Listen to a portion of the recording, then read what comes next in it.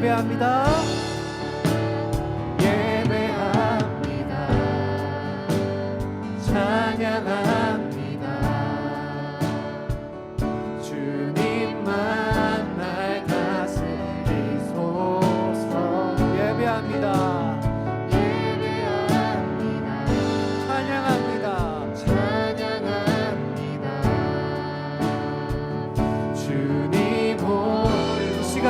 목소리 높여서 찬양합시다. 예배합니다. 예배합니다. 찬양합니다. 주님만 날 다스리소. 아멘. 예배합니다. 예배합니다. 찬양합니다. 찬양합니다. 주님 홀로 영광 받아주시옵소서. 간절히 고백합시다. 예배합니다. 예배합니다. 우리 함께 두 손을 들고 찬양합시다. 찬양합니다. 주님만 날 다스리소서. 예배합니다. 찬양합니다. 주님 오늘도 마음을 모아 찬양합시다. 예배합니다. 예배합니다. 찬양합니다. 주님만 날 다스리소서. 예배합니다.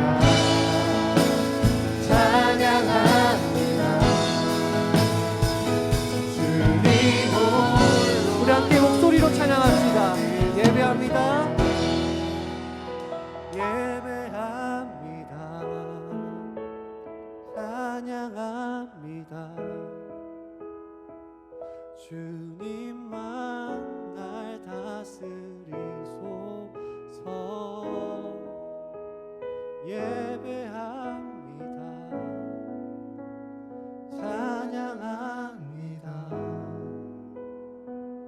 주님 홀로 높임 받으소서. 아멘.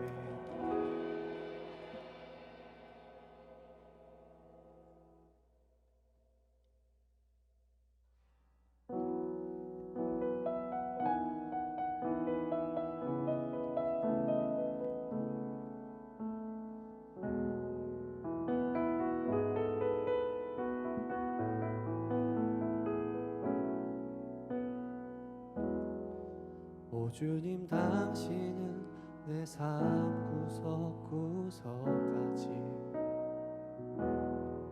감찰하시며 나를 응원하시는 분, 내 길을 밝혀서 영원한 생명의 길로 인도하시며 나를 격려하시는 분. 오 주님, 오 주님 당신은 내 삶 구석구석까지 감찰하시며 나를 응원하시는 분, 내 길을 밝혀서 영원한 생명의 길로 인도하시며 나를 격려하시는 분, 크고 작은 갈등을 겪곤 하지만 항상 결국 당신을 선택합니다. 나의 유일한 고백의 대상은 오직 아름다운 당신뿐입니다. 나의 유일한 고백의 대상은 오직 아름다운 당신뿐입니다. 나의 예배를 받으소서. 홀로 영광을 받으소서. 주여 나의 주여.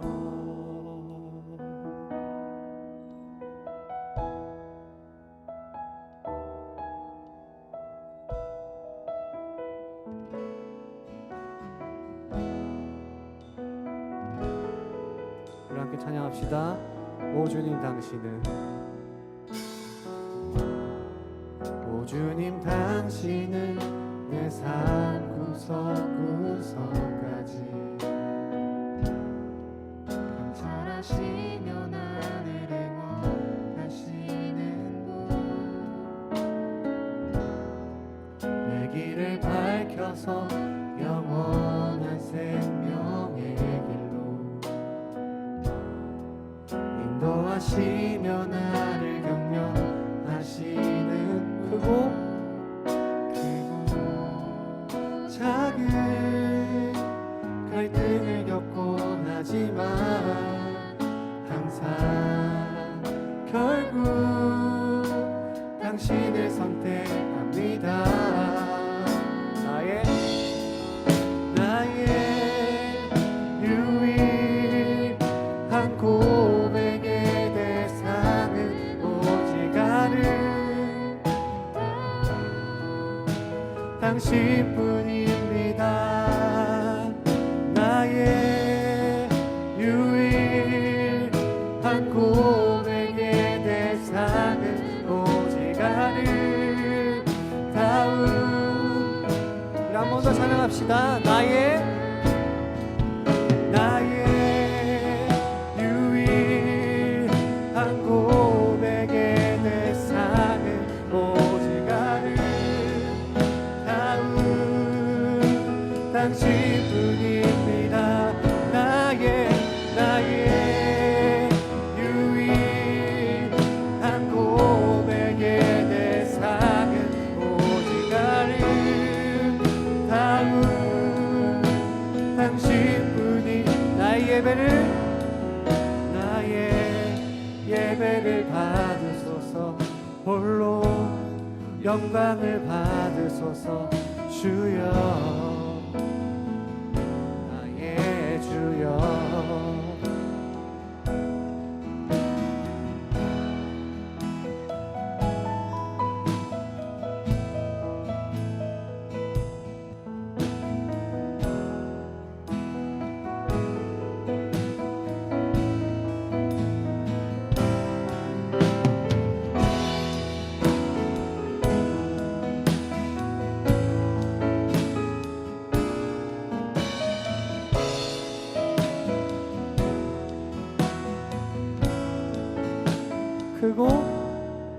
크고 작은 갈등을 겪곤 하지만 항상 결국 당신을 선택합니다.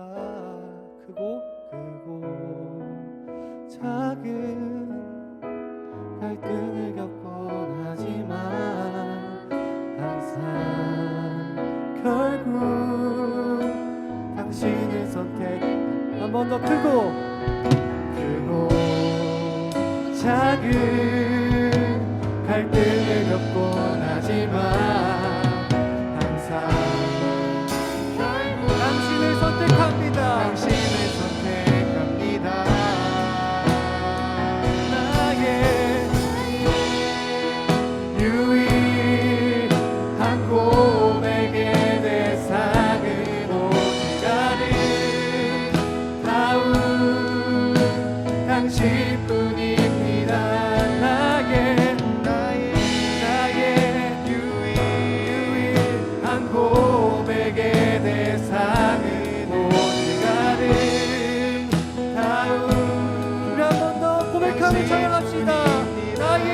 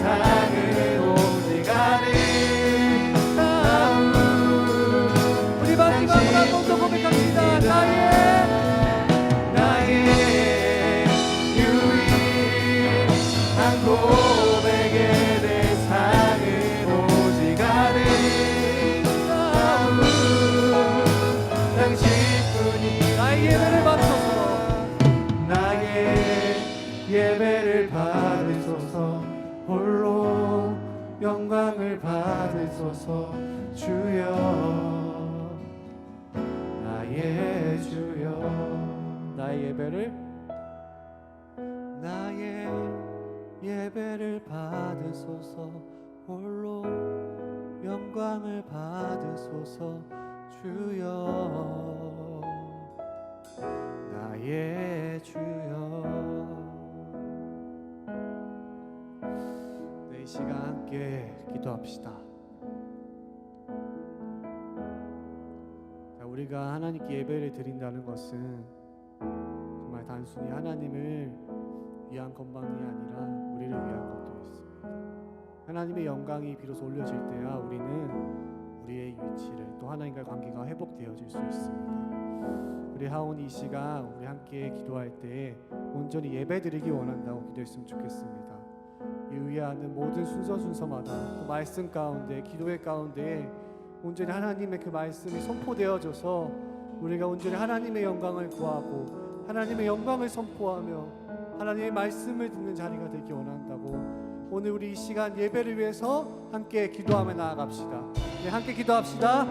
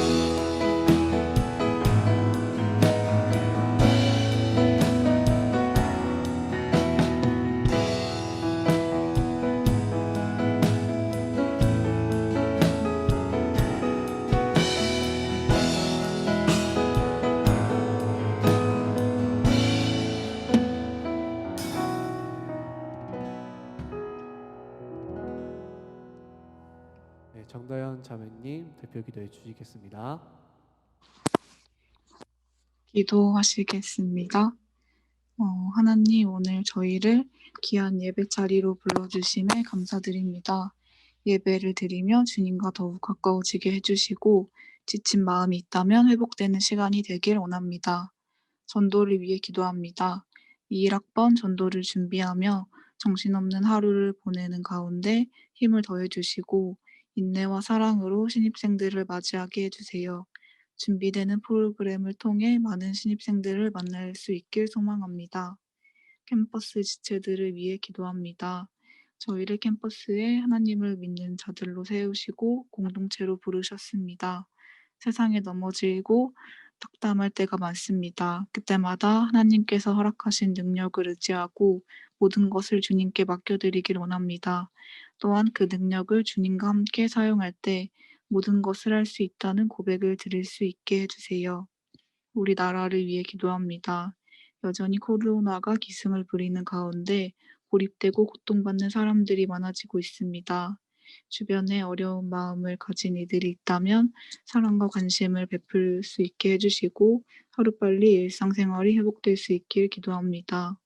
오늘 말씀을 전하시는 목자님께 은혜를 더해주시고 예배를 통해 하나님을 찾고 의지하며 주님의 뜻을 볼 수 있는 시간이 되게 해주세요. 감사드리며 예수님의 이름으로 기도드렸습니다. 아멘.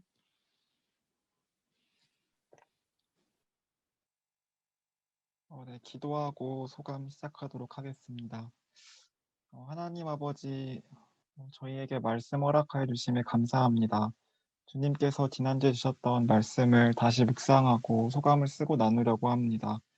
성령님 인도하여 주셔서 말씀을 다시 되새기고 묵상할 때 말씀을 통해 저에게 깨닫게 하시기를 원하는 것들 깨달아 알게 하시고 순종을 결단하는 시간 되게 하여 주시옵소서. 예수님 귀하신 이름 받들어 기도합니다. 아멘. 지난주 말씀은 룻기서 1장을 중심으로 엘리멜렉과 나오미 가정의 신앙에 대해 살펴볼 수 있게 하셨습니다. 사람들의 삶 가운데 하나님이 부재했던 시기, 왕이 없으므로 사람마다 그 소견에 옳은 대로 행했던 영적 하향 곡선의 시대에 살고 있었지만 엘리멜렉과 나오미 가정은 믿음을 치열하게 지켜내고 있었습니다. 룻기서는 나오미가 남편을 잃고 두 아들을 잃으며 홀로 남겨져 텅 비어버린 것과 같은 삶이 된 것으로 시작하지만 하나님께서는 믿음을 지키며 견뎌왔던 나오미의 가정을 통해 하나님 나라의 역사를 이루어 가십니다. 본문에 나오는 나오미의 며느리였던 룻의 모습을 통해서 우리의 신앙이 어떠해야 하는지 배울 수 있었습니다. 룻의 신앙은 오르바가 보여준 그 시대의 합리적이고 보편적인 신앙을 뛰어넘어 그 시대 영적 하향 곡선에 종속되지 않고 오히려 상향 곡선을 그렸던 성숙한 신앙이었습니다. 그리고 이런 룻의 신앙의 비결은 누군가에게 의존하는 게 아니라 개인의 사적 신앙 고백을 갖는 것이었습니다. 지난주 말씀을 통해 저는 위로와 도전을 받았습니다.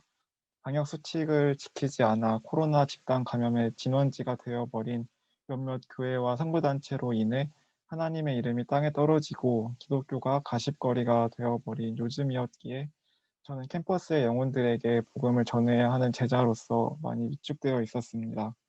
이런 사회적 분위기 속에서 학우들에게 주님을 믿으라고 또 함께 캠퍼스 복음화를 위해 동역하자고 권면할 수 있을까? 서강대와 감신대에 주님의 공동체를 세워야 하는데 내가 끝까지 이 일을 견뎌낼 수 있을까 염려와 두려움이 있었습니다. 이런 저에게 이번 말씀은 큰 위로였고 도전이었습니다.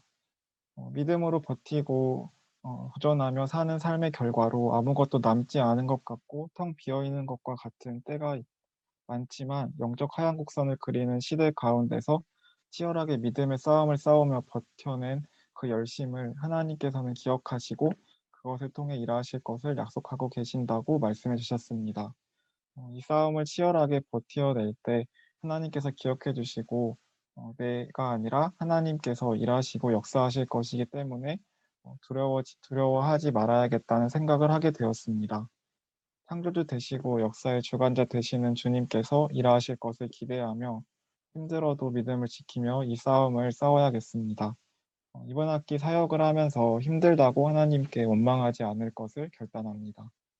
그리고 여기서 더 나아가 믿음을 지키는데 이 시대 영적 흐름에 종속되어 그저 그런 신앙을 유지하는 게 아니라 룻과 같이 시대의 흐름을 뛰어넘는 신앙을 가져야 한다는 도전도 허락하여 주셨습니다.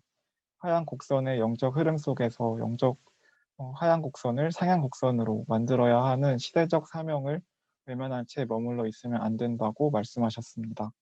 하나님이 나의 하나님 되심을 고백하며 더 성숙한 신앙인으로 살기 위해 최선을 다해야겠습니다.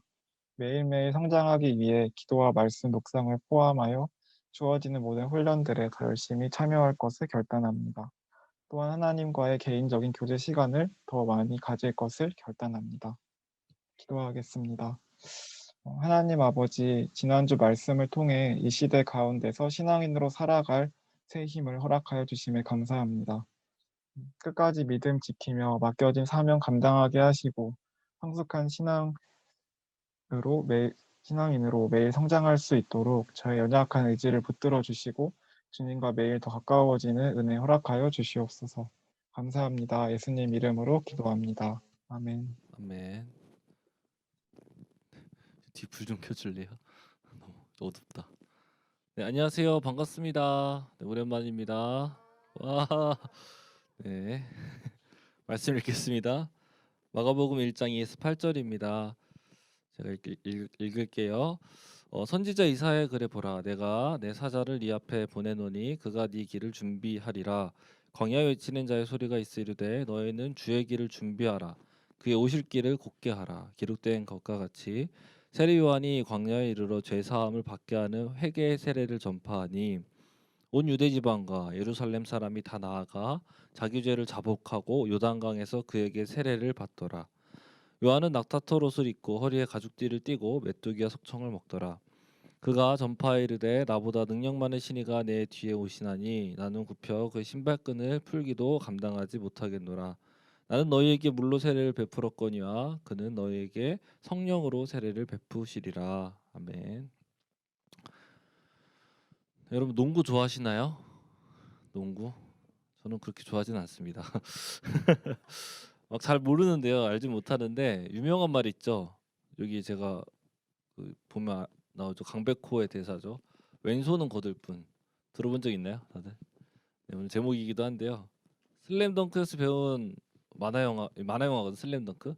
여기서 배운 농구에 따르면 이 슛이 되게 중요하잖아요. 농구할 때 슛이라는 것은 그냥 손으로 하는 게 아닙니다, 여러분. 슛은 무릎에서부터 시작해요.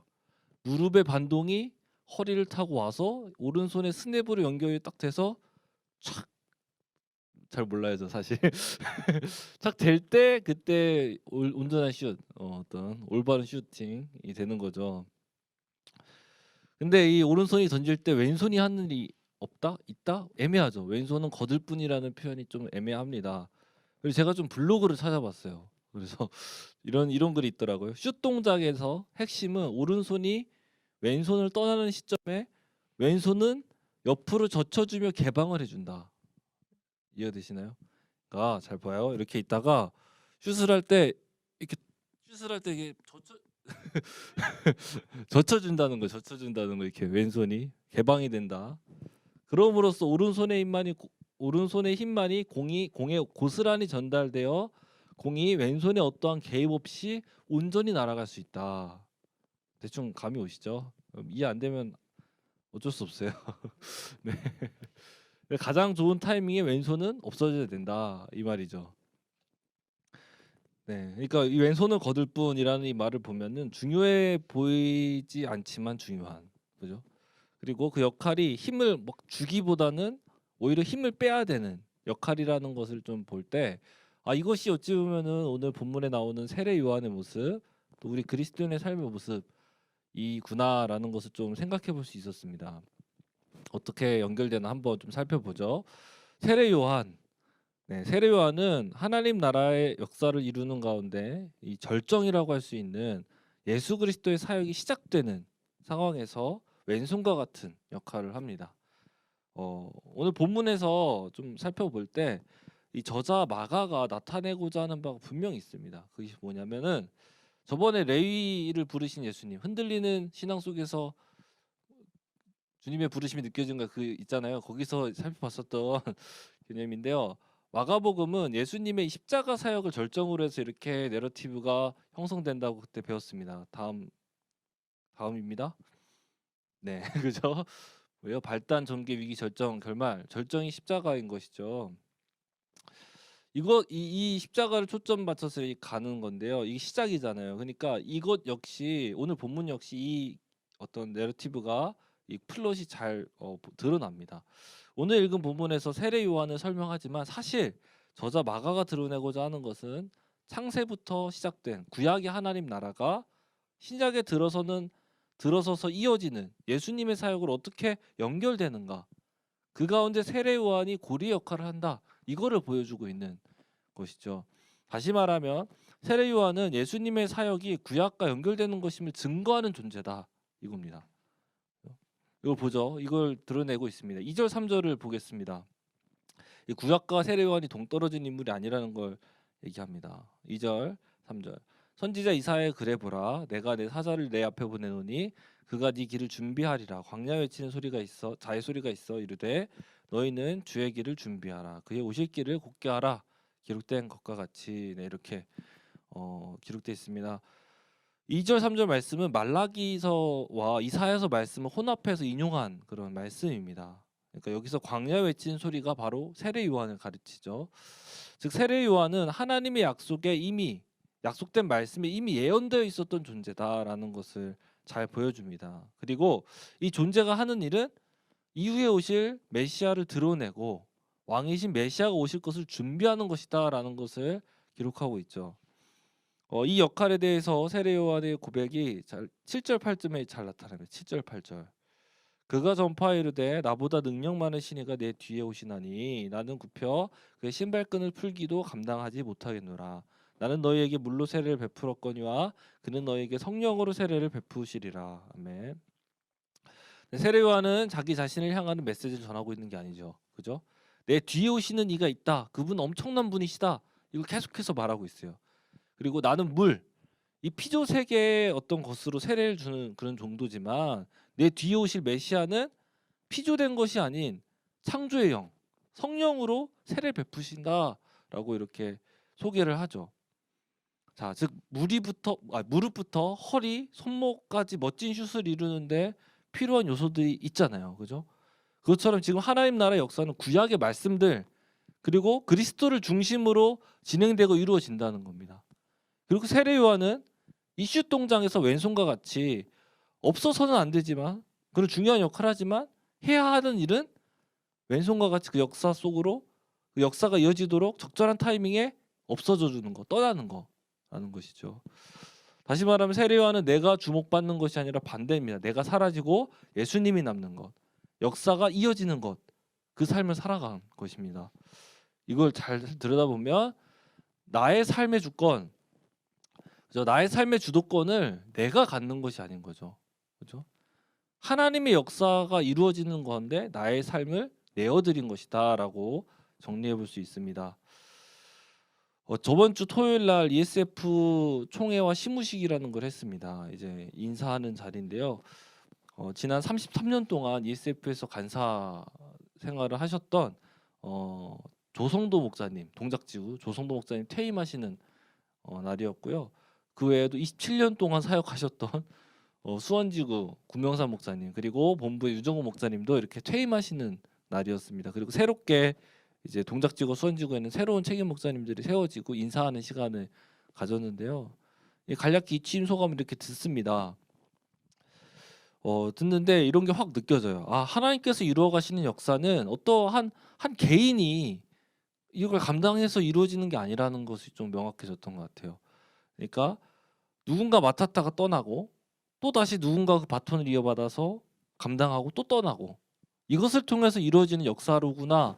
이거를 좀 배울 수 있었던 것 같아요. 확 와닿았던 시간이었던 것 같아요. 마찬가지 우리의 사역을 봐도 마찬가지죠. 우리가 신촌에서 캠퍼스 사역을 계속 안 하잖아요. 그죠? 물론 마음으로 계속 평생 우리는 동역하겠지만 어떤 실제적인 사역은 청년 시절을 감당하다가 학사가 되면 떠나죠. 또 그걸 후배들이 이어받아서 사역을 합니다.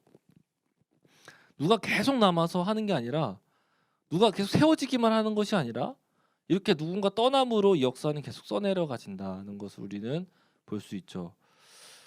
여기서 우리가 알 수 있는 것 뭐냐? 하나님의 나라의 역사는 우리가 개인이 이루는 게 아니라 하나님께서 다 계획하셨고 하나님께서 이루어 가신다는 것입니다.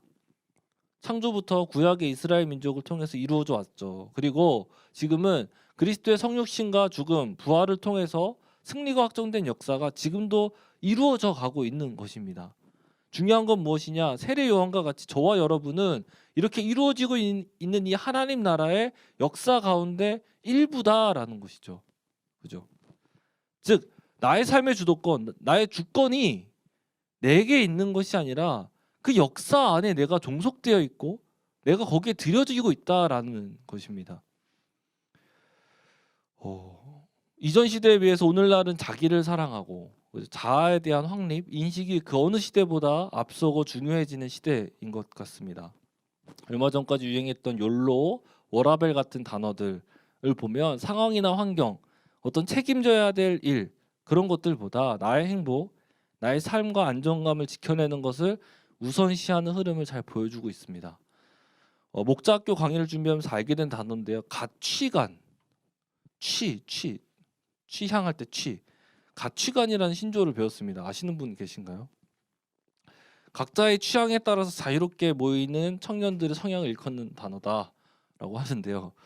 그만큼 개인의 성향, 개인의 취향 이런 것들이 중요하게 여겨지는 시대인 것이죠. 이런 문화적 흐름입니다. 그죠? 이 시대의 흐름은 분명히 나의 주인은 나 자신이다. 그죠? 이것을 가르친다는 것입니다. 그렇게 나는 나의 자아를 보호하고 나라는 사람을 발전시키고 내가 즐겁고 가꾸어야 되는 것, 이것이 되게 가치 있는 일로 여겨지고 그것이 참 의미 있는 삶이다 라고 우리에게 말한다는 것이죠. 그런데요, 성경의 가르침은 그렇지 않습니다. 그렇다고 성경이 막 너 자신을 돌보지 말아라 이렇게 가르친다는 건 절대 아닙니다. 돌봐야 돼요. 하지만 성경에서 가르치는 진짜 의미 있는 삶은 나의 주인은 내가 아닌 하나님이십니다라는 고백, 그것을 인정하면서 있다는 것을 알 수 있습니다. 즉 하나님께서 이루어 가시는 역사에 나를 놓는 것, 그 역사 가운데 통치 가운데 내가 거하는 것, 그것이 가장 나다운 삶이고 그것이 가장 복된 삶이라고 우리에게 가르쳐주고 있습니다. 이것이 보면 관점이 중요하게 되는 것인데요. 사랑하는 여러분, 잘 보세요. 내 삶의 의미, 어떤 무언가의 가치를 정하는 분은요, 하나님이십니다. 그죠? 이걸 꼭 기억하셔야 돼요. 무엇이 가치 있다, 참 의미 있다, 이것을 결정하는 것은요, 하나님이세요. 하나님께서 의미 있다는 삶이 의미 있는 삶이 되는 거죠. 내가 아무리 의미 있다고 얘기하고 가치 있다고 얘기해도 또 누군가가 너 그거 정말 의미 있는 일이었어, 정말 잘했어라고 얘기해도 하나님께서 그거 의미 없었는데 라고 얘기하면 그건 의미 없는 일이 돼버리는 것이죠. 무가치한 일이 돼버리는 거예요. 자 보세요 여러분, 세례 요한 잘 나갑니다 지금 오늘에는. 근데 이후에 허무하게 헤롯 대왕한테 죽거든요. 그냥 목 잘려 죽습니다. 세상의 역사는 세례 요한을 반짝했지만 결국엔 혀를 잘못 눌려서 죽은 자라고 기억할지 모르겠습니다. 그죠? 또 주변의 사람들 역시 예수라는 인물에게 급진적인 그 정치적 노선을 빼앗긴 인물로 기억될 수도 있을 것 같아요.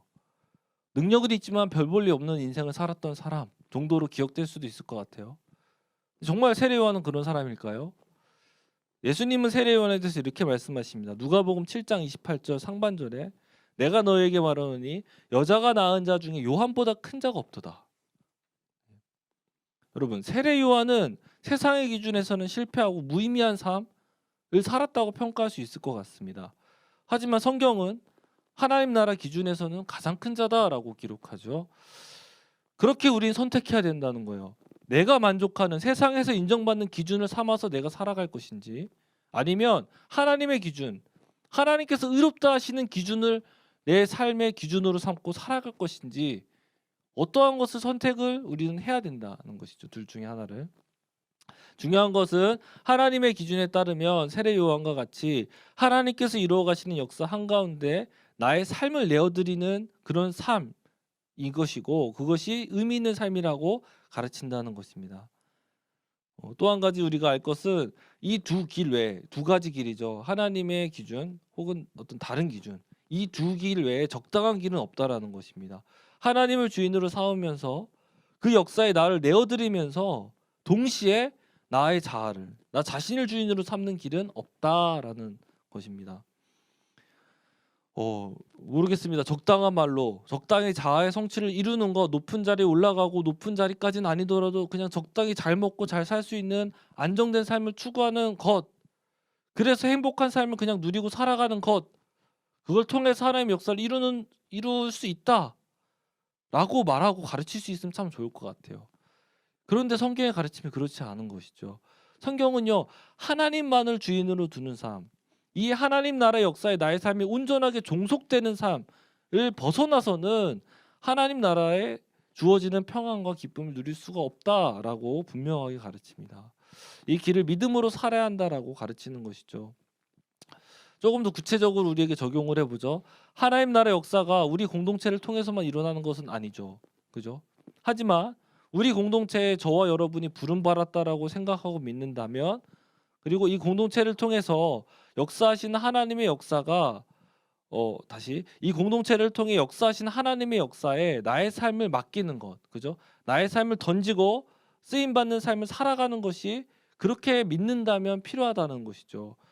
이것은요, 단순하게 여러분 공동체에 헌신하십시오라는 가르침으로 생각하지 않았으면 좋겠습니다. 이 가르침을 하나님 나라 역사에 나의 삶을 종속시키고 그 역사에 나의 삶을 바치라라는 가르침으로 이해하면 좋을 것 같습니다. 제가 말하는 것은 그 하나님 나라에 내가 헌신하고 내가 종속되는 것이 우리 공동체에 부름받은 자로서 공동체에 맡기신 양을 아끼고 사랑하는 것, 공동체에 헌신하는 것으로 나타날 수 있다라는 것을 설명하는 것입니다. 여러분 정말 이 공동체가 하나님 나라의 역사와 관련이 없다고 혹시 여겨지신다면 남아 있으면 안 되는 것이죠. 여기에 그죠? 부르시는 공동체가 있을 겁니다. 그곳으로 떠나시길 바랍니다. 하지만 정말로 이 공동체에서 양을 치고 한 명 한 명의 영혼을 품고 목숨을 바쳐 사랑하는 말씀을 가르치는 이 삶이 이 역사가 하나님 나라의 역사라고 여겨지신다면 정말 이 공동체에 주어진 영혼들을 돌보는 일에 모든 것을 쏟아내기를 바랍니다. 주어지는 영혼을 돌보고 사랑하기 위해서 나의 모든 삶을 맞추어내는 것, 그죠? 내 삶을 내어주는 것, 그런 삶을 살았으면 좋겠습니다. 전도 준비로 바쁘다고 아까 기도 시간에 들었는데요. 그쵸? 전도 준비를 하고 있죠. 여러분이 전도 준비를 하면 모든 것을 쏟아야 된다고 저는 생각합니다. 여러분 천하보다 귀한 한 영혼이 주님께로 돌아오는 일보다 가치 있는 일이 어디 있겠습니까? 지금 모르겠습니다. 지금 저의 삶에서 그거보다 가치 있는 일을 찾기는 어려운 것 같아요. 마지막 날 예수님 앞에 섰을 때 저 그래도 이때 청년 때 전도하는데 마음 다했습니다. 하나님 학생 시절 다른 건 몰라도 제게 맡기신 그 양 한 명은 제가 정말 미친 듯이 사랑했었어요. 하나님 이라는 고백을 우리는 드릴 수 있어야 되는 것 같아요. 그걸 하나님은 기뻐 받으실 거라고 저는 확신합니다. 정말 다시 한번 말하지만 여러분 단순히 헌신을 강요하는 말이 아닙니다. 여러분 하나님의 통치 아래 거하는 하나님 역사에 나의 삶을 내어드리는 삶을 살라는 것입니다. 나의 삶의 역사에 하나님이 일부가 되는 게 아니라는 거예요. 하나님의 역사에 내가 일부가 되는 거라는 거죠. 그 삶은요 가장 안전한 삶이에요. 물론 내 마음대로 조율되지 않는 것처럼 느껴질 때가 더 많습니다. 그리고 페이스가 조절되지 않을 수도 있어요. 하지만 그 흐름, 그 하나님께서 나를 인도하시는 그 흐름을 따라가는 것이 가장 안전한 곳입니다. 그리고 그 흐름을 타며 살아갈 때 진정한 가치, 진정한 의미, 삶이 무엇인지를 배우고 발견해 갈 수 있는 것이죠. 여러분 이 역사에 헌신하는 삶, 하나님 역사에 헌신하는 삶을 실패나 미련이라고 성경은 기록하지 않습니다. 고린도전서 1장 18절 말씀에 이렇게 평가해요. 십자가의 도가 멸망하는 자들에게는 미련한 것이요 구원을 받는 우리에게는 하나님의 능력이라. 아멘. 세상은 미련하다고 말합니다. 왜 그렇게까지 하냐고 말해요. 신앙적인 삶과 그냥 세상적인 삶의 균형 어느 정도 맞추라고 가르치고 속삭입니다. 여러분 아닙니다. 하나님의 역사에 내가 온전히 종속되는 겁니다. 그 길에 하나님의 능력을 나는 경험할 수 있어요. 여러분 세상의 말이 아니라 내 죄된 자, 타락한 자아의 말이 아니라 하나님의 말씀을 듣길 바랍니다. 사랑하는 서대문 지체 여러분, 나의 주인됨을 어떤 하나님의 역사에 마땅히 내려놓는 그 길을 걷는 저와 여러분이 되면 좋겠습니다. 네, 좋습니다. 이 하나님 나라에 나를 종속시키고 살아내는 세례요한의 삶 이걸 봤는데요. 좀 더 자세히 보죠. 이러한 세례요한의 삶은 진정성 있는 가르침으로 드러납니다. 그리고 그것은 영적으로 메마르고 굶주린 자들에게 회복의 통로가 된다는 것까지 오늘 본문에서 볼 수 있는데요. 오늘 본문에서 강조되는 것은 광야라는 장소입니다. 세례요한이 광야에서 외치는 자의 소리라고 소개되죠. 그리고 실제로 광야에서 가르치고 세례를 베풉니다. 이 광야와 대조되는 곳이 나오는데요. 유대와 예루살렘입니다. 마가복음에서는요, 저자 마가가 예루살렘이라는 도시를 되게 특별한 의미를 부여해서 계속 보여주고 있습니다. 마가는 예루살렘 매우 부정적인 도시로 묘사해요. 그러니까 예수님을 적대하는 세력으로 묘사하고 평가합니다. 마가는 예루살렘을 그렇게 묘사해요. 읽어보면 그렇게 느껴지고 또 알 수 있습니다. 정확하게는 그러니까 마가는 당시 이스라엘을 지배하고 있는 당시 종교 지도자들의 헤게모니를 적대화하고 있다라는 것을 우리는 살필 수 있어요. 4절 5절을 보죠. 세례요한이 광야에 이르러 죄사함을 받게 하는 회개의 세례를 전파하니 온 유대 지방과 예루살렘 사람이 다 나아가 자기 죄를 자복하고 요단강에서 그에게 세례를 받더라. 아멘. 네, 지금 세례 요한의 가르침을 받고자 온 유대와 예루살렘으로부터 사람들이 광야로 나왔다 이렇게 표현하죠. 광야는 매우 메마르고 고통과 고난이 따르는 장소입니다. 하지만 동시에 광야는 갱신의 장소입니다. 이스라엘에게. 이스라엘 역사에서 출애굽했던 장소죠. 그죠? 그러니까 사망과 죽음이라 어떤 장소였던 애굽에서 나왔던 장소, 출애굽했던 장소고요. 나아가 이제 가나안 땅, 약속의 땅으로 가기까지 훈련받았던, 그래서 갱신되어졌던 하나님의 백성으로 정체성이 확립되었던 그런 장소이기도 합니다. 좀 자세히 지명을 설명해 보자면 예루살렘에서 지금 요한이 세례를 주는 이 요단 강까지 광야까지의 거리는 32.2km 정도라고 합니다. 하루 꼬박 걸어야지 되는 거겠죠. 좀 너무 무리해서 걸을 때. 그리고 중요한 고도 차이도 950m나 난다고 해요. 예루살렘도 높긴 한데 왔다 갔다 한다 생각하면 험한 지형을 오르고 내렸다라는 것이죠. 자, 그러니까 뭐냐면 이러한 수고를 백성들이 감당할 정도였다는 거예요. 그죠? 세례요한의 가르침에 그만큼 영향력이 있었고 그걸 듣고 싶어 했다라는 것을 알 수 있죠. 이 이스라엘 사람들이. 그리고 실제로 이 메시지로 인해서 진정한 회개가 이루어집니다. 회복되어지는 것을 보여주는 것이죠. 마가는 지금 백성들이 세례요한의 메시지, 즉 하나님으로부터 주어지는 진정성 있는 메시지에 목말라 있었다라는 것을 나타내고 있어요.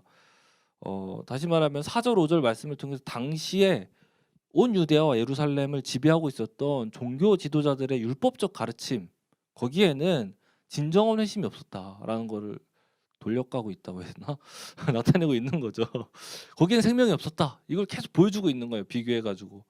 즉 이들의 가르침은 돌이켜야 되는 가르침이다.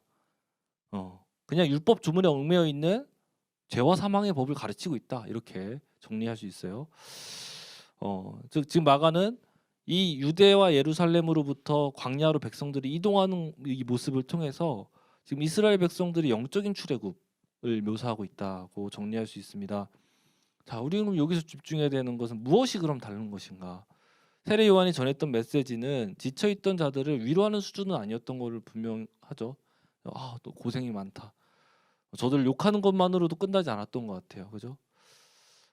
죄를 자복하며 회개했다는 말씀을 볼 때 오히려 세례 요한의 메시지는 청자들을 위로하고 막 안아주고 그런 메시지라기보다는 그들의 마음을 더 찌르고 더 명확하게 그들의 실존을 보게 하는 메시지였음을 알 수 있죠. 누가복음에는 이 메시지를 좀 더 자세하게 기록합니다. 3장 7에서 15절인데요. 제가 읽겠습니다. 좀 긴데 이런 메시지를 전했구나 들으면서 읽으면 될 것 같아요. 요한이 세례 받으러 나오는 물에게 이르되 독사의 자식들아 누가 너희에게 일러 장차올 진노를 피하려 하더냐. 그러므로 회개에 합당한 열매를 맺고 속으로 아브라함이 우리 조상이라 말하지 말라. 내가 너에게 이르노니 하나님이 능히 이 돌들로도 아브라함의 자손이 되게 하시리라. 이미 도끼가 나무 뿌리에 놓였으니 좋은 열매를 맺지 아니한 나무마다 찍혀 불에 던져지리라.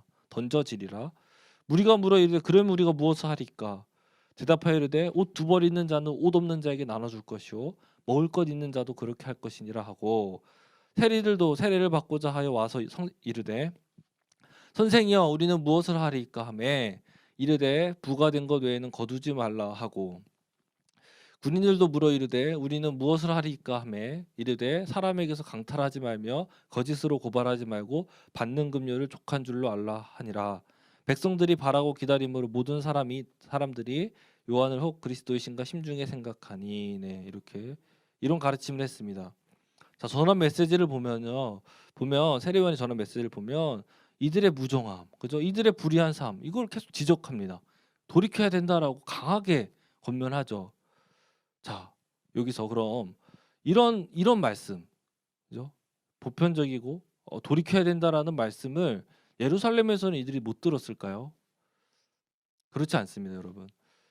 지금 이러한 메시지는요, 그냥 세례 요한의 새로운 설파가 아닌 것이죠. 이미 하나님께서 구약 시대 때 약속하셨던 구약 성경을 통해 구약 성경이 기반이 되는 메시지라는 겁니다. 다시 말하면 하나님을 사랑하고 이웃을 사랑하라는 계명, 그죠? 이게 10계명에 녹아져 있죠. 그 계명을 중심으로 더 구체화되고 더 윤리적인 삶들을 도전받고 요구하는 가르침들이 예루살렘의 랍비들과 종교 지도자들에게 있었다라는 겁니다. 그런데 이 차이는 뭐냐는 거예요. 메시지는 같아요. 차이는 뭐냐?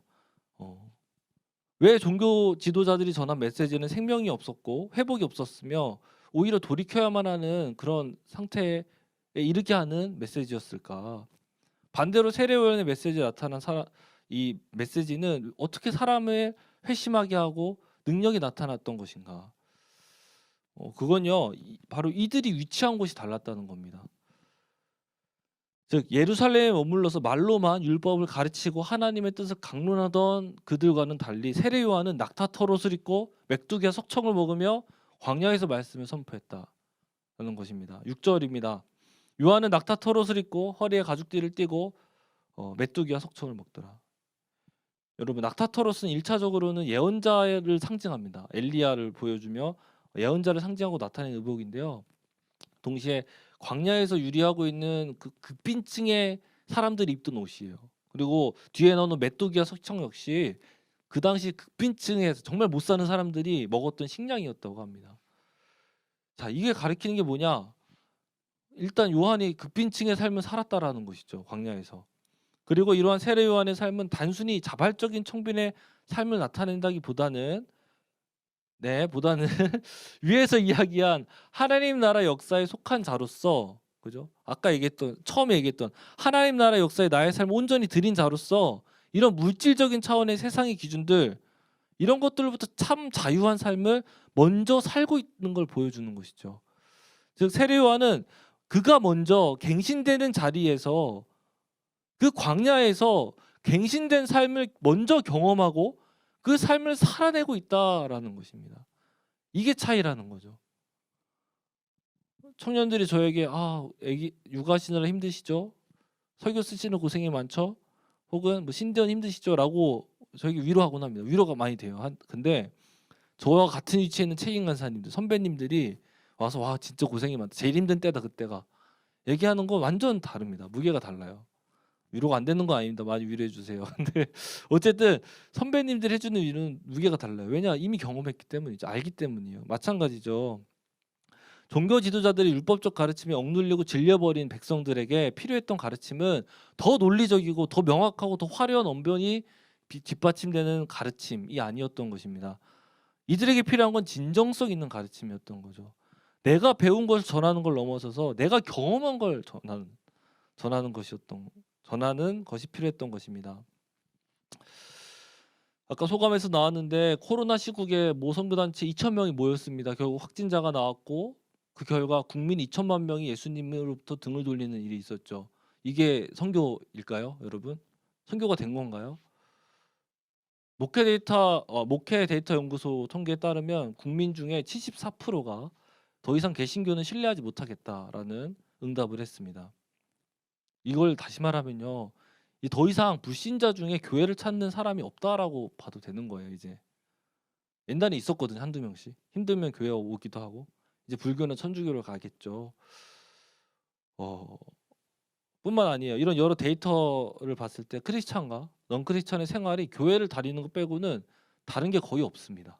인식이나 의식이나 차별화되지 않는 건 여러 통계 수치에서 나와요.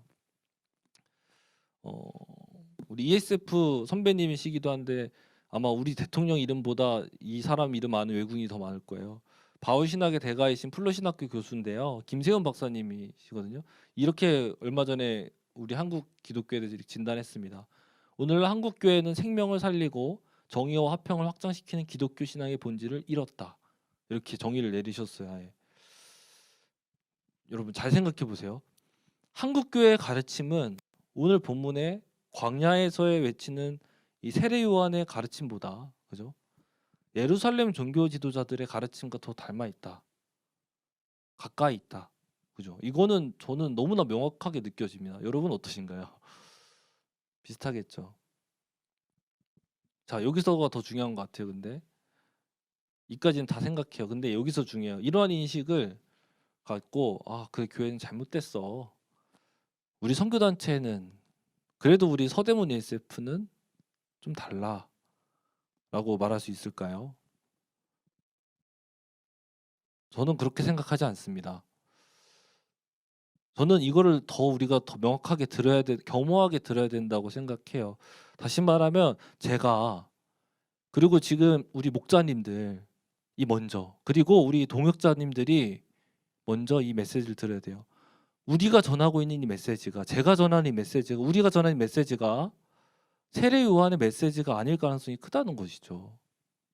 그걸 받아들이고 인정해야 되는 것 같아요. 오히려 우리의 메시지는 율법적 차원의 메시지. 듣는 자들에게 종교적 짐을 지우고 있고, 종교자들의 메시지, 이런 그 당시 종교 지도자들의 메시지와 더 가까울 가능성이 더 크다. 이걸 우리는 경각심을 갖고 겸허히 받아들여야 되는 것 같습니다. 저부터도. 그죠? 오늘 이 메시지를 통해서 한국 교회의 현실을 볼 때 우리가 이걸 들어야 되는 거예요. 그렇기 때문에 우리가 지금 해야 되는 일은 저들을 정죄하고 한국 교회를 비판하면 우리는 달라 이게 아니라 우리가 이 시점에서 힘써야 되는 건 뭐냐면요. 세례 요한과 같이 내가 먼저, 우리가 먼저 광야에 나아가야 된다는 것이죠. 그게 우리가 제일 먼저 해야 될 일인 것이죠. 불편합니다. 목마릅니다. 힘겹습니다. 고난과 고통이 따르는 곳입니다. 하지만 하나님을 만나는 그곳 있잖아요. 하나님께서 이끄심을 직접적으로 느끼고 경험할 수 있는 그곳, 내가 회개하는 그곳, 갱신되는 그곳, 그곳에 우리가 먼저 나아가야 된다는 것입니다. 내가 광야로 나아간다. 이게 뭔 말이냐 그럼? 내가 하나님 아닌 내가 의지하고 의존하고 있는 것들을 포기하는 걸 얘기하는 거예요. 광야로 간다는 것은. 그걸 내려놓는 걸 얘기하는 거예요. 사람을 의지하고 있다면 사람을 만나는 시간을 내려놓고 하나님 앞에 기도하는 그 자리가 내가 광야로 나아가는 한 걸음인 것이죠. 물질적인 것들, 쇼핑 같은 거, 쾌락 이런 것들을 기대하고 그것이 나의 삶의 활력소로 자리 잡고 있다면 내려놓는 거예요. 나의 것을 누군가에게 주는 것을 결단하십시오. 그냥 줘버리세요. 그거에 내 마음이 흡족하다면. 어떤 쾌락적인 거, 식욕, 음욕, 수면욕 이런 것들이 나의 삶에 너무나 중요하게 여겨진다면 금식 기도를 하십시오. 운동을 시작하십시오. 이게 광야의 자리로 내가 한 걸음 내딛는 걸음이라는 겁니다. 이러한 한 걸음 한 걸음이 우리가 광야로 내딛는 걸음인 것이고, 이것이 이 시대의 크리스찬으로서 해야 되는, 오늘 말씀 봤을 때 해야만 하는 일인 것이죠. 어떻게 해야지 양을 잘 데려오지? 그죠? 어떻게 해야 이런 고민들, 어떻게 해야 양들을 만난 양들을 돕지? 되게 중요해요. 위에서 얘기했듯이 이 역사, 그죠? 양들을 섬기고 양들을 키워내는 이 역사에 우리는 헌신하고 마음을 쏟고 내 삶을 드리는 거 너무나 중요해요. 그런데 되게 무서운 건요. 당시 종교 지도자들도 자기들은 헌신한다 생각했고 충성한다 생각했다는 거예요. 자, 그러니까 뭐예요? 중요한 건 뭐예요? 열정을 가지고 헌신해야 됩니다. 근데 그거 이전에 우리가 더 집중하고 더 명확하게 해야 되는 것은 나는 지금 어디 서 있는가? 이거라는 것이죠. 내가 오로지 하나님만을 의지하는 광야에 나는 위치하고 있느냐? 이것을 우리는 점검해야 되는 거예요. 여러분 어떠십니까? 여러분 정말 광야에 있습니까, 지금? 우리가 해야 되는 거는 광야에 있어서 만난 하나님을 전하는 겁니다. 그냥 배운 걸 전하는 거. 그냥 창세기 문제집에 있는 거 전하는 게 아니라 내가 경험한 하나님을 전하는 거예요. 다시 내가 경험했던 하나님이 아니라 지금 내가 경험하고 있는 하나님을 전하는 거예요. 사람을 모으는 거, 레츠고삼에 데려오는 거 사역의 본질이 아닙니다. 만나서 좋은 관계 맺는 거 사역의 전부가 아니에요. 필요하지만 사역의 전부가 아니에요. 해야 되는 일은 그들에게 하나님을 전하는 거라는 거예요. 내가 만난 하나님, 그죠? 내가 지금 만나고 있는 하나님을 전해야 됩니다. 영적인 눌림, 억압과 고통 가운데 있는 신입생 양들, 우리가 만나는 우리 동역자들 양들, 또 이 시대는 이러한 우리의 메시지를 듣고자 하는 거예요. 거기에 갈급해하고 있습니다. 우리가 이걸 전하면 그들은 나오게 되어 있어요. 이들이 바라는 건요, 진정성 있는 가르침인 것이죠. 이걸 꿈꾸면 좋겠습니다. 근데 좀 공동체를 좀 보면요, 어느 순간부터 이런 약간 이분법적인 약간 그런 느낌이 드는 것 같아요. 말씀은 간사님이, 관계는 학생들이, 뭐 이런 느낌이 살짝 드는 것 같습니다. 물론 다 그런 건 아닙니다. 제가 말하고자 하는 것은 우리 지금 여러분이 맺고 있는 양과 목자의 관계 가운데, 그리고 앞으로 만나게 될 그런 일대일 하는 그 자리 가운데 좋은 관계를 좀 넘어서서 그들이 회심하는 역사를 기대하는 마음으로 말씀을 준비하고 가르치면 좋겠다는 생각이 듭니다. 이 긴장감을 그냥 간사님들에게 혹은 공동체 어떤 프로그램, 어떤 새 친구 초청 프로그램, 영화 설교 이런 거에 토스해 버리는 게 아니라 정말 내가 살아내는 그 갱신된 삶을 자랑하고 전함으로써 정말 예루살렘의 종교 지도자, 지금 종교 지도자들이 가르치는 말씀의 자리가 아니라 정말 그 친구의 심장이 기억하는 관계, 그리고 그 친구의 삶이 완전 뒤바뀌는 말씀의 자리, 그런 것들을 함께 꿈꾸고 감당하는 저와 여러분이 되기를 소망합니다. 네, 이것으로 오늘 말씀을 좀 마치겠는데요. 정리를 한번 하죠. 여러분, 하나님의 나라의 역사는 하나님께서 이루십니다. 그죠? 우리는 나의 역사에 하나님을 일부러 놓는 것이 아니라 완전한 하나님 나라의 역사 가운데 내가 일부가 되는 그 삶을 마땅히 겸허히 살아야 하는 것이죠. 그것은 자기를 부인하는 삶이지만 하나님께서 기억하시고 안전한 삶이다라는 걸 배웠습니다. 그리고 오늘 배웠던 세례 요한의 가르침은 당시 종교 지도자들과는 다르게 진정성 있는 가르침으로 나타난다는 것을 알 수 있었습니다. 이러한 가르침은 영적으로 목마른 자들의 마음을 울리는 메시지이고 회개와 생명을 경험케 하는 메시지가 됩니다. 원하기는 저와 여러분이 이 시대에 깨어서 세례 요한과 같이 광야의 서기를 주저하지 않고 진정성 있는 말씀을 우리 캠퍼스 양들에게 먹이기를 결단하면 좋겠습니다. 네, 이 시간 같이 한번 기도하면 좋겠는데요. 네, 들은 말씀을 놓고 기도합시다. 한 번만 오늘은 기도하겠습니다. 좀 쭉 빠르게 지나가는데 들은 말씀들 한번 쭉 생각해 보면 좋겠습니다. 특히 이 시간 기도하기는 우리가 광야에 거하기를 같이 좀 결단하면 좋겠습니다. 이 시대에 정말 필요한 일은, 우리가 먼저 해야 되는 일은 내가 광야에 거하는 것이라고 우리는 배웠죠. 내려놓아야 될 것들을 과감하게 내려놓는 그 한 걸음, 하나님 나라 역사에 내가 속하고 일부가 되기를 기뻐하는 겸손한 마음, 이런 것들을 좀 허락해 달라고 같이 기도하면 좋겠습니다. 그래서 정말로 죽어가는 저 영혼들, 이 세상의 이 치열한 경쟁, 무정함, 가정에서 받은 상처들, 뭐 이런 것들로 신음하고 있고 두려워하고 있는 영혼들에게 참으로 세례 요한이 그러했듯 진정성 있게 하나님의 말씀을 전하는 이 삶을 살길 원한다고 같이 이 시간 회개하는 마음으로 같이 기도하면 좋겠습니다. 이 시간 같이 기도하겠습니다. 기도하시겠습니다. 하나님 참 감사합니다. 저희 안에 귀한 하나님의 말씀을 주시고 하나님, 제가 먼저 하나님의 은혜 가운데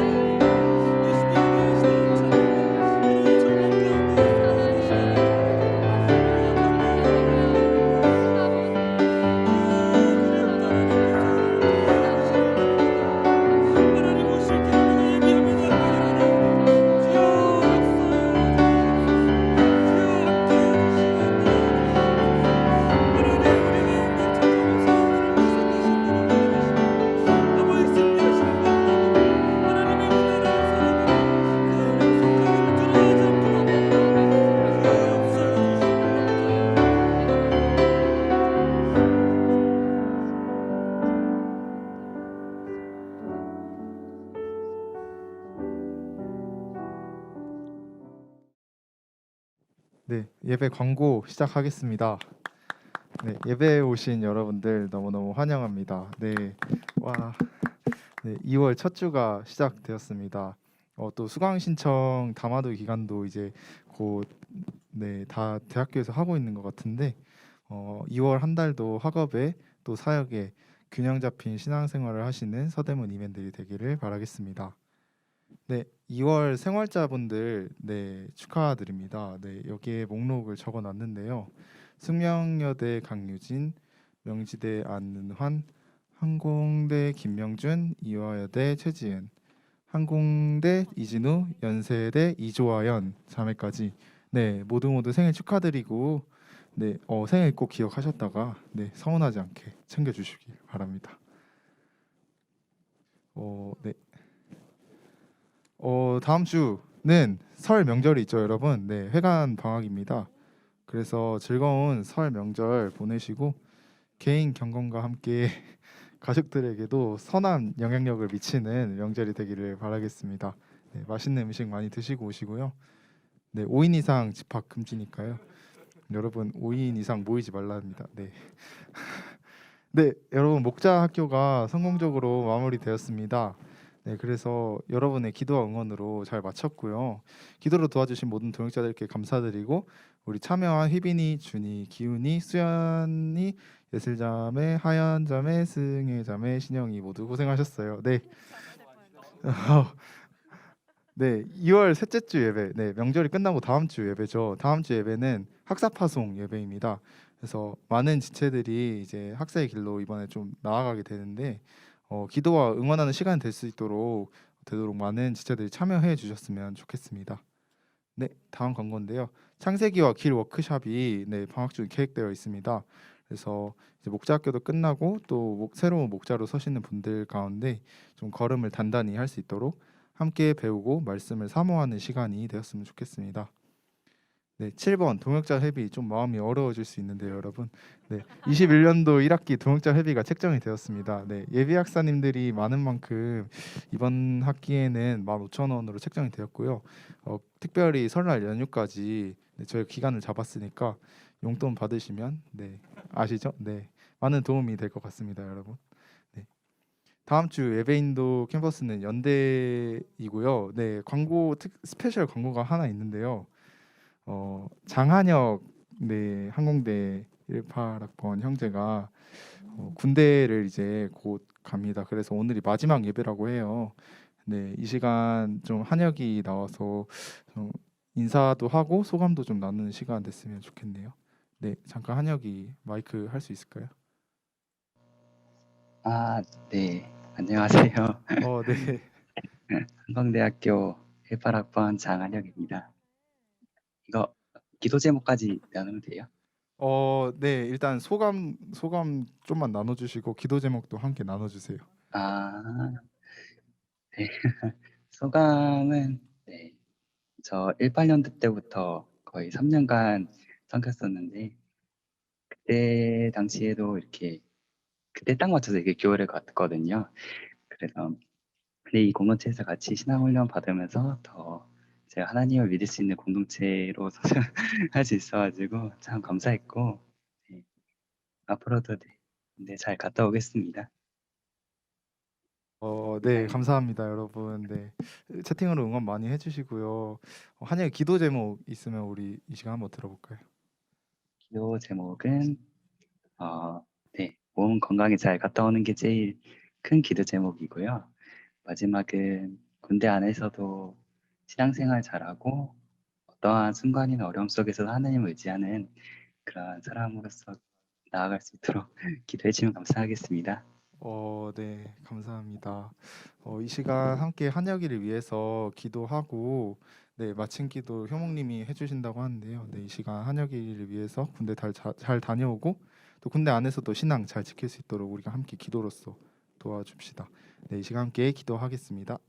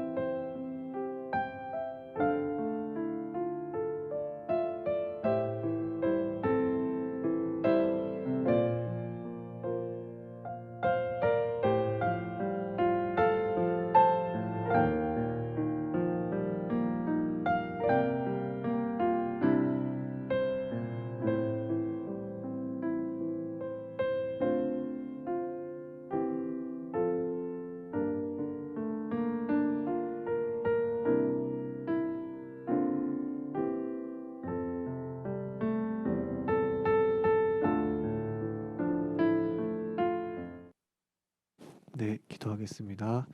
네, 하나님 아버지, 정말 우리 한혁이를 향공대 땅 가운데 불러주시고 또 함께 하나님의 나라를 꿈꾸며 또 읽어가는 이 귀한 일에 함께하고 동참할 수 있도록 인도하여 주시니 감사합니다. 하나님 참 3년이라는 긴 시간 동안 함께 한공대 땅을 정말 눈물과 땀을 흘리며 참 한 영혼들을 사랑하고 섬겼습니다. 하나님 그 헌신들을 정말 잊지 마시고 우리 한혁이에게 축복을 더하여 주시었고 또한 군대로 나아갈 때에 그곳 가운데서도 죽어가는 그 한 영혼을 바라볼 수 있는 믿음과 마음의 눈을 허락하여 주시어서 그 땅 가운데 죽어가는 영혼들이 정말 한여기를 말미암아 살아나는 귀한 선교사로서 이 삶을 감당할 수 있도록 주님 도와주시옵소서. 또 주님 무엇보다 몸과 건강을 지켜주시었고 하나님과의 관계를 또 영을 지키기가 참 쉽지 않은 공간입니다.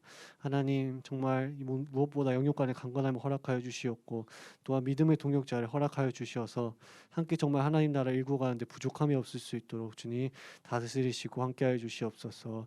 하나님 이 가는 길 모든 것을 축복합니다. 감사드리며 예수 그리스도 이름으로 기도드립니다. 아멘.